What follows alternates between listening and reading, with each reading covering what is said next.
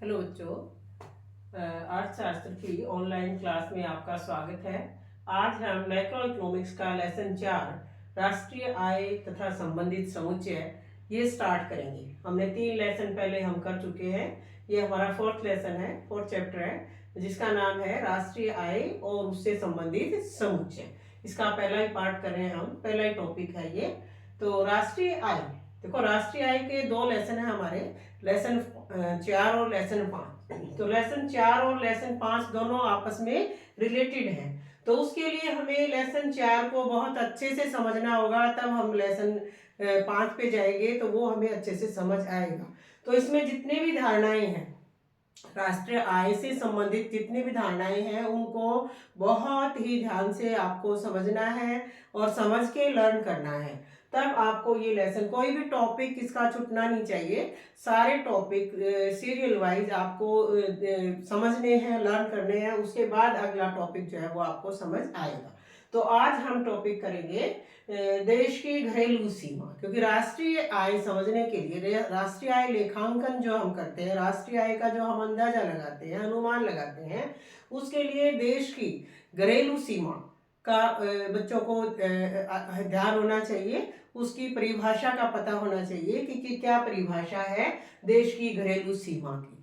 तो वैसे आम तौर पर, आम बोलचाल की भाषा में हम क्या कहते हैं, देश की घरेलू सीमा क्या होती है कि वो जो हम पॉलिटिकल साइंस में या ज्योग्राफी में पढ़ते हैं कि राजनीतिक जो बाउंड्री है, राजनीतिक सीमा है या जो भौगोलिक सीमा है, उसको हम क्या मान लेते हैं, देश की सीमा मान लेते हैं। लेकिन इकोनॉमिक्स में, अर्थशास्त्र में जो राष्ट्रीय आय लेखांकन है, उसमें देश की घरेलू सीमा की अलग परिभाषा है, थोड़ी सी विस्तृत परिभाषा है। उस परिभाषा के अंतर्गत हम क्या क्या चीजें और लेते हैं, इसके अतिरिक्त राजनीतिक और भौगोलिक सीमा के अलावा भी कुछ चीजें शामिल होती हैं।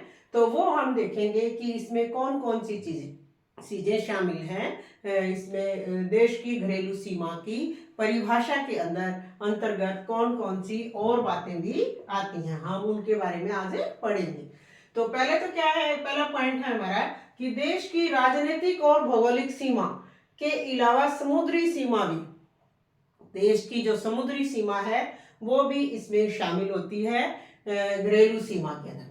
घरेलू सीमा में कौन सी सीमा होती है, राजनीतिक, भौगोलिक और समुद्री सीमा। समुद्री सीमा भी इसके अंदर शामिल होती है। जब हम राष्ट्रीय आय लेखांकन में घरेलू आय की बात करते हैं तो इसमें ये सीमा भी शामिल होती है।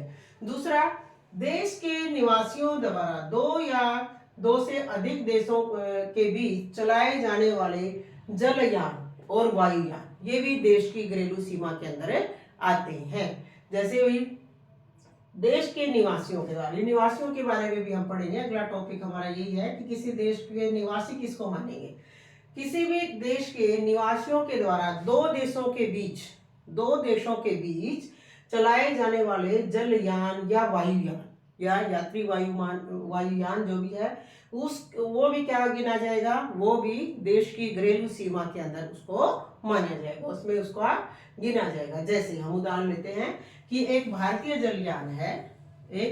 जलयान है और वो अंतरराष्ट्रीय जो जल मार्ग है जापान और कोरिया के बीच चल रहा है। कोरिया और जापान के बीच अगर भारतीय जलयान जो है वो चल रहा है, समुद्री यान चल रहा है, तो क्या होगा, वो उसको भी किस में माना जाएगा, भारत की घरेलू सीमा के अंतर्गत उसको माना जाएगा। इसी तरह से मान लिया कोई एयर इंडिया की फ्लाइट है, एयरलाइन है इंडिया की, वो अमेरिका और कनाडा के बीच चल रही है, कनाडा और अमेरिका के बीच चल रही है, तो उसको भी भारत की घरेलू सीमा के अंदर माना जाएगा, उसके अंदर उसका अध्ययन किया जाएगा, उसके अंदर उसको माना जाएगा। तो ये 2 पॉइंट हो गए हमारे। एक तो क्या है कि देश की राजनीतिक भौगोलिक सीमा समुद्री सीमा के सहित, और देश के निवासियों द्वारा 2 या 2 देशों के बीच चलाए जाने वाले जलयान और वायुयान।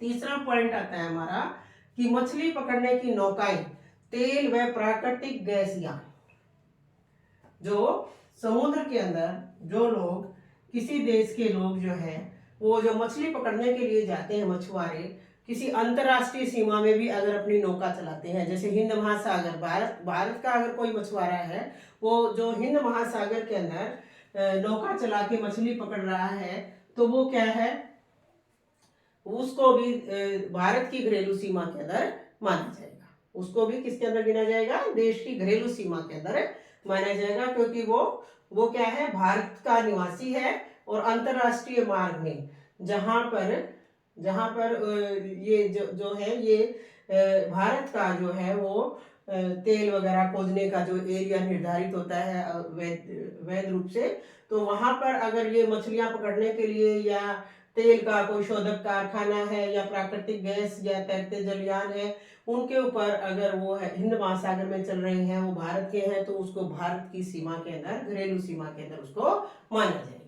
दूसरा है भी कि एक देश के विदेशों में स्थित दूतावास, वाणिज्य दूतावास तथा सैनिक प्रतिष्ठान, वैज्ञानिक स्टेशन, सूचना एवं अप्रवास कार्यालय, सहायता एजेंसी, ये सारे क्या माने जाएंगे, इनको भी भारत की घरेलू सीमा, उस देश की घरेलू सीमा के अंदर गिना जाएगा। अगर एक देश के विदेशों में दूतावास है, एक देश के दूसरे देश में जो दूतावास है, उनको उस देश की, जिसके वो दूतावास है, उस देश की घरेलू सीमा के अंदर गिना जाएगा। जैसे हम उदाहरण लेते हैं, जैसे भारत का दूतावास जो है वो अमेरिका में है, अमेरिका में दूतावास है, कार्यालय है, तो उसको भारत की सीमा के अंदर गिना जाएगा।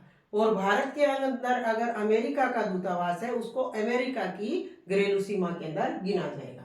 तो एक देश में विदेशों में स्थित दूतावास, एक देश का दूसरे देश में जो दूतावास है, हर देश का सभी देशों में दूतावास है, तो उनको उसी देश की घरेलू सीमा में माना जाएगा। वाणिज्य दूतावास है या सैनिक प्रतिष्ठान है कोई, या वैज्ञानिक सेंटर है, सूचना और अप्रवास कोई कार्यालय है, या कोई हेल्प सहायता एजेंसी है, इस तरह का अगर कोई, ये संस्थाएं हैं, इनको हम संस्थाएं, देखो हमने बोला था कि ये संस्थाएं, हाँ ये संस्थाएं हैं, ये इनको भी, ये भी क्या है, उसी देश की, जिस देश की वो है, जिस देश में स्थित है उसकी नहीं, जिस देश की वो है उसकी घरेलू सीमा के अंदर गिना जाएगा।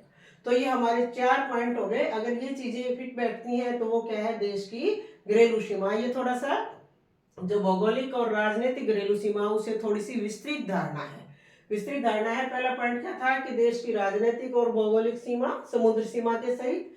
दूसरा, देश के निवासियों द्वारा दो देशों के बीच समुद्र में चलाए जाने वाले जलयान या वायुयान,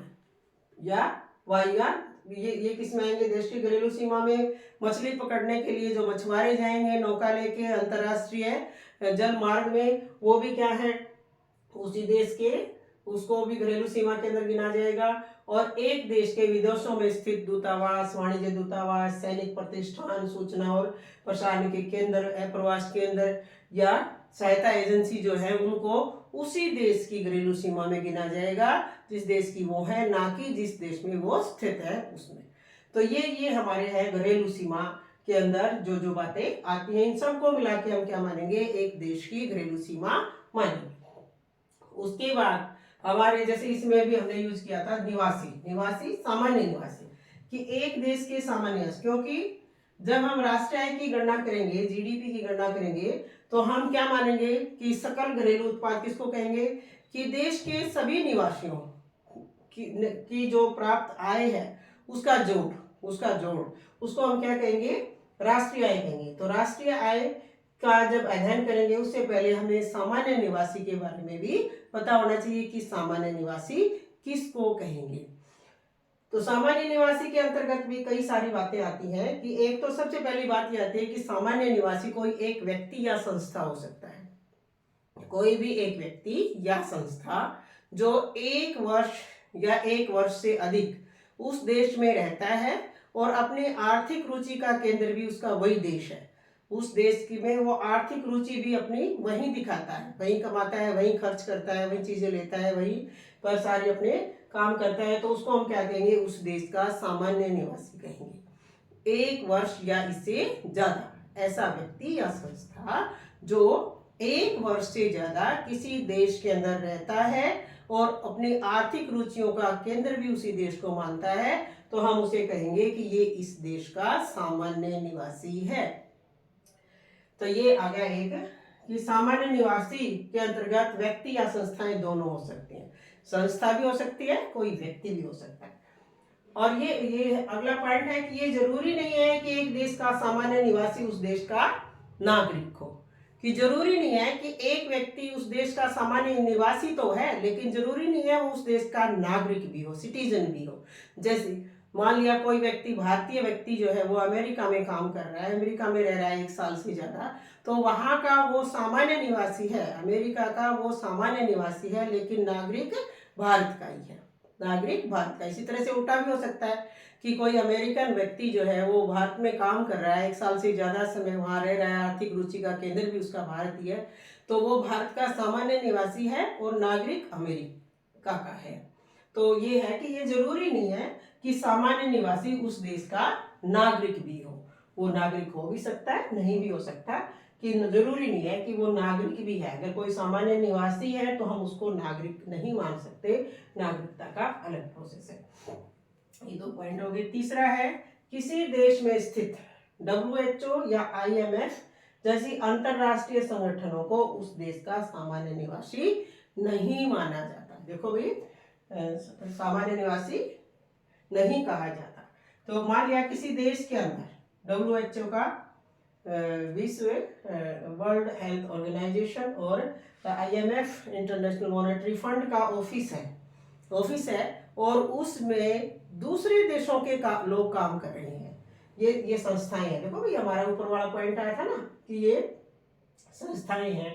तो ये संस्थाएं, संगठन है, इनमें WHO में या IMF में भारत में स्थित है वो, लेकिन उसमें विदेशी लोग काम कर रहे हैं। तो उन लोगों को हम क्या है, हमारे देश का सामान्य निवासी नहीं मानेंगे।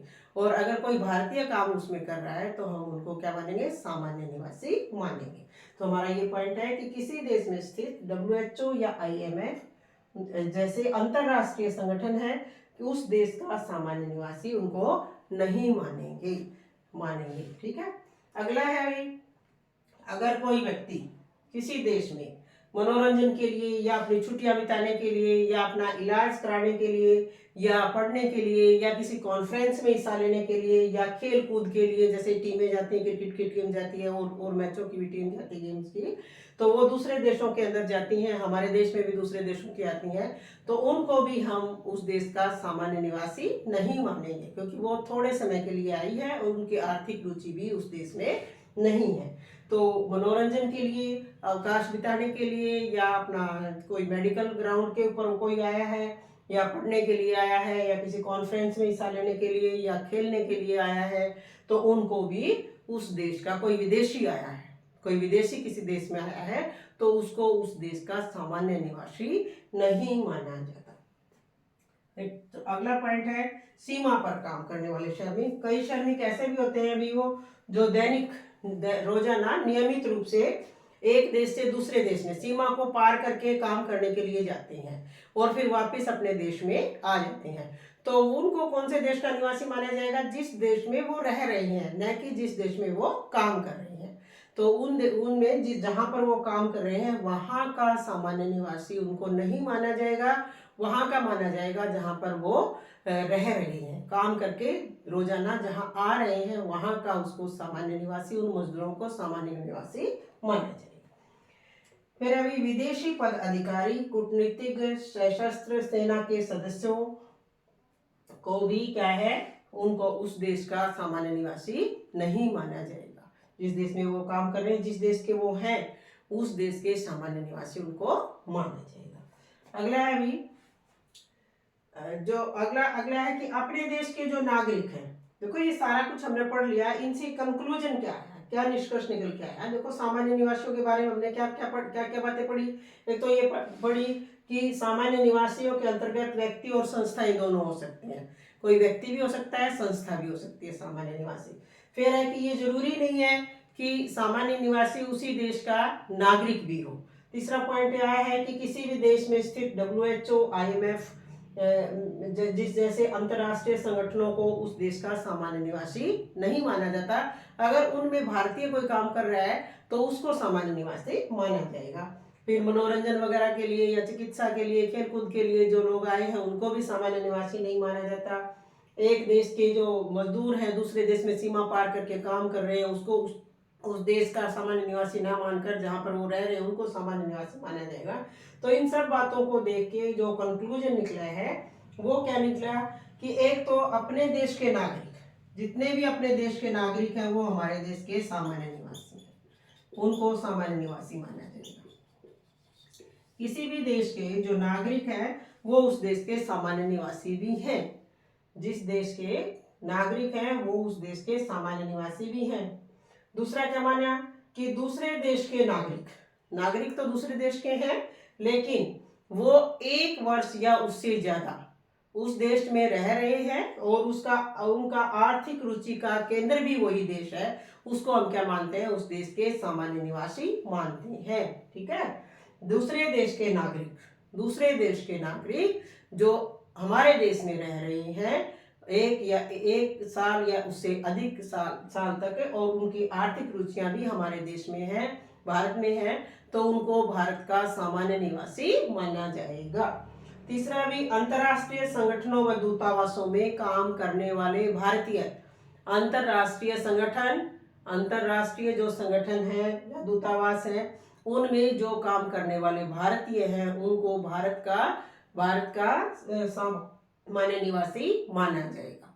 और ऐसे दूतावास या अंतर्राष्ट्रीय संगठन जो स्थित हैं भारत में लेकिन वहां पर काम विदेशी लोग कर रहे हैं, अमेरिका के, कनाडा के, तो उनको वहां का सामान्य निवासी माना जाएगा। तो ये कंक्लूड निकल के आया है कि उनको देश का सामान्य निवासी माना जाएगा। जो नागरिक है वो तो है ही सामान्य निवासी, और दूसरे देशों में जो 1 साल या इससे अधिक तक काम कर रहे हैं और आर्थिक रुचि का केंद्र भी वही देश है उसको सामान्य निवासी माना जाएगा। और अंतर्राष्ट्रीय संगठनों में जो भारतीय लोग काम कर रहे हैं उनको भारत का सामान्य नागरिक माना जाएगा। तो ये कुछ एक दो कॉन्सेप्ट हमने पढ़े आज, देश की घरेलू सीमा और देश के सामान्य निवासी किनको कहेंगे वो हमने पढ़ा है।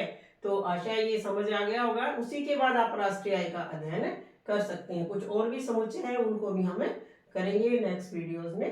तो यहाँ तक ये 2 टॉपिक हैं, इनको बार बार पढ़ के और समझ के याद करना है। आशा आपको समझ आया होगा। Thank you.